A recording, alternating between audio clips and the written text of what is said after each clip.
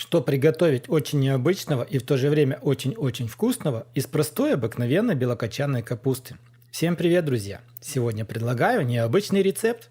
Берем один небольшой кочан капусты, и нам понадобится ее просто очень-очень мелко нашинковать. Сколько будет капусты, зависит только от вас. Ну и вот примерно вот так у вас должно будет получиться нашинковать капусту. Полностью всю нашинкованную капусту перекладываем в отдельную глубокую тарелку. И для начала капусту в глубокой тарелке нужно будет немного посолить. После того, как посолили, вначале все легонько вот так вот руками перемешиваем, а затем стараемся руками капусту очень сильно отжать.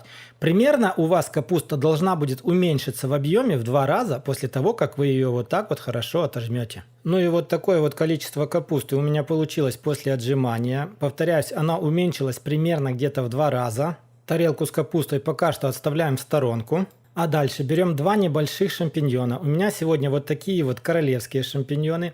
И их нужно будет постараться очень хорошо измельчить. Чтобы получилось очень хорошо, постарайтесь их нарезать как можно меньшими кусочками. Измельченные шампиньоны отправляем в тарелку к капусте. После шампиньонов берем 100 грамм твердого сыра, в котором вы будете уверены, что он будет хорошо плавиться. И натираем его на крупной терке. Затем тоже отправляем в общую тарелку. Дальше, друзья, нам понадобится одно куриное бедро. Сегодня у меня будет копченое куриное бедро, но также можно использовать просто отваренное куриное бедро в любых ваших специях. Не берите куриную грудку, берите бедро, потому что с бедром будет намного сочнее. И вот это куриное бедро нам нужно будет нарвать на маленькие кусочки. Не нарезать на кубики, а нарвать на маленькие кусочки. Старайтесь нарвать как можно мелче. Ну вот как-то так у меня получилось нарвать копченое куриное бедро. Повторяюсь, можно взять и хорошо отваренное куриное бедро с любимыми специями. Полностью все вот это мясо мы отправляем в общую тарелку к капусте, сыру и грибам. После того, как вы добавили мясо в тарелку, берем ложку и очень хорошо перемешиваем все ингредиенты, которые у нас есть в тарелке. Затем в тарелку нужно будет вбить 2 куриных яйца. Далее вот это все нам нужно будет хорошо поперчить. Перец добавляйте по своему вкусу. Соль мы добавляли в начале в капусту, но потом можно будет попробовать, если соли будет мало, нужно будет еще добавить. Ну а в самом конце в тарелку нужно будет добавить 5-6 столовых ложек муки.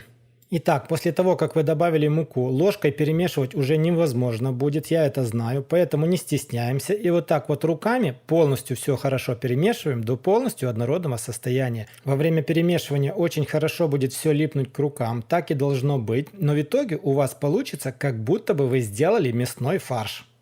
Ну и вот, после того, как вы хорошо все вымешали, в самый раз нужно попробовать, достаточно ли соли или перцу. Если нет, можно просто добавить.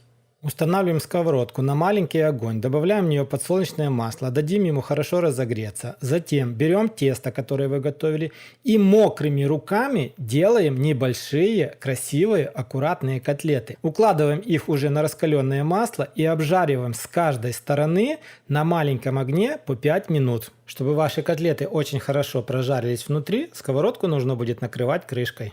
Обжаренные котлеты снимаем в отдельную тарелку и дадим им немножко остыть. Ну а по итогу, друзья, у нас получается вот такая вот необычная и очень вкусная красота. Получаются необычные и очень-очень вкусные капустные котлеты. Подавать такие котлеты нужно еще теплыми, тогда вы почувствуете очень необычный и классный вкус. Вот такие вот они необычные получаются внутри, хорошо прожаренные. Подавать их лучше всего либо со сметаной, либо со сметано-чесночным соусом. Ну что ж, друзья, на этом у меня на сегодня все. Если вам понравилось, как обычно, лайк, подписка, колокольчик. Поделитесь таким рецептом с друзьями, я думаю, что им тоже очень понравится. Ну а если не понравилось, поставьте дизлайк, напишите почему и что вам не понравилось. Ну а мы с вами встретимся, как всегда, в новых видео на канале Аппетитная кухня.